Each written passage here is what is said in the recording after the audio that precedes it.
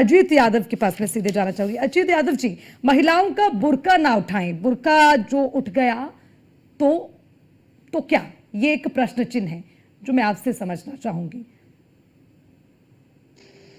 Samajwadi party चुनाव आयोग से मांग की है राष्ट्रीय अध्यक्ष ने कि भाई देखिए, किसी विशेष समुदाय के साथ जो है किसी भी तरह का और किसी भी प्रकार का कोई अभद्रता ना हो, तो इसमें गलत क्या है।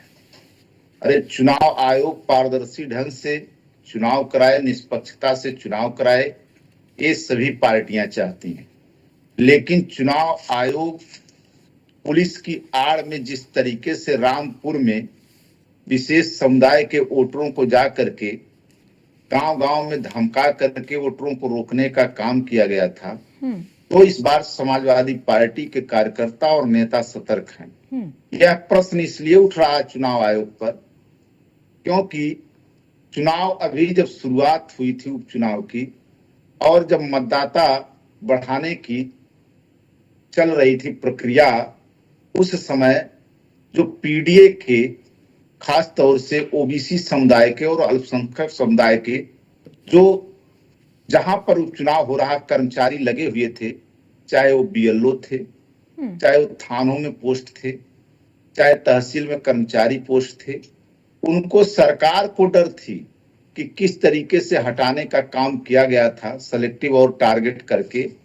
तो वाजिब है कि हमको सतर्क रहना पड़ेगा। और रही बहुत अच्छी बात है, नहीं, आप अच्छी बात कर रहे हैं, अच्छी बात आप कर रखे हैं कि भाई निष्पक्षता से पारदर्शिता से चुनाव हो, तो उसमें दिक्कत क्या है।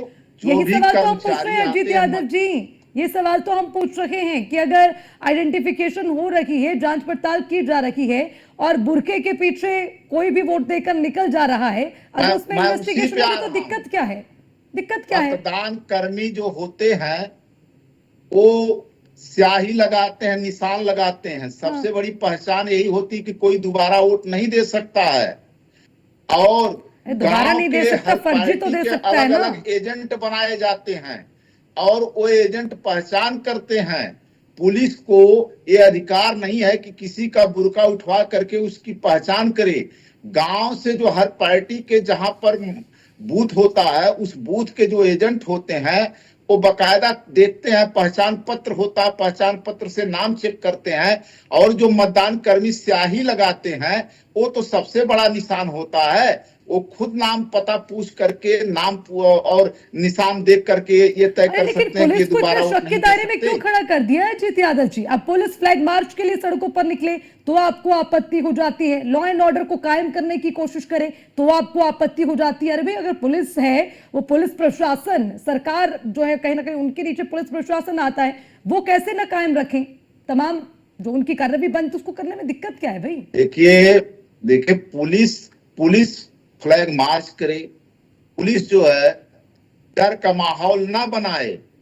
किसी टारगेटेड गांव में जा करके जहां मुस्लिम समुदाय के लोग रहते हैं, घुस करके उस एरिया का एसएचओ जा करके गांव में घुस करके धमकी दे, ये भी ठीक नहीं। इस तरीके के जो है कृत्य करते हुए सामने आए हैं, और तब इसलिए सवाल उठाना पड़ रहा है कि विशेषकर मुस्लिम समुदाय के गांव में जा करके उनको धमकी, दलितों के यहाँ जाकर के धमकी, और प्रधानों, यहाँ तक कि प्रधानों को जबरदस्ती धमकी दिया जा रहा है, बीडीसी को जबरदस्ती धमकी दिया जा रहा है, जिला पंचायत सदस्य को जबरदस्ती धमकी दिया जा रहा है पुलिस के द्वारा, और कहा जा रहा है कि आप अपने यहाँ से इतना वोट दिलवाओ, नहीं तो तुम्हारी जांच कराई जाएगी कि किस तरीके से तुम लोगों ने घोटाला किया है। किसको कहा? तो किसको कहा? सवाल उठ रहे हैं, किसको कहा? चुनाव कराने में किसको कहा अजीत यादव जी? किसको कहा ढंग से चुनाव कराए?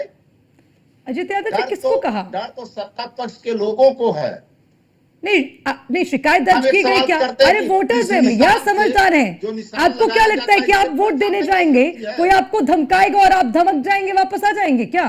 कैसी बातें करते हैं अजीत यादव जी? आज की जनता बहुत समझदार है, अपने अधिकारों का इस्तेमाल करना समझती है कि नहीं? आपको क्या लगता है कि कोई धमका देगा और आप निकल के चुपचाप आ जाएंगे क्या? अरे बात तो सुनिए, आपके घर 4 पुलिस पहुंच जाए तो आपको समझ में आएगा, ठीक है?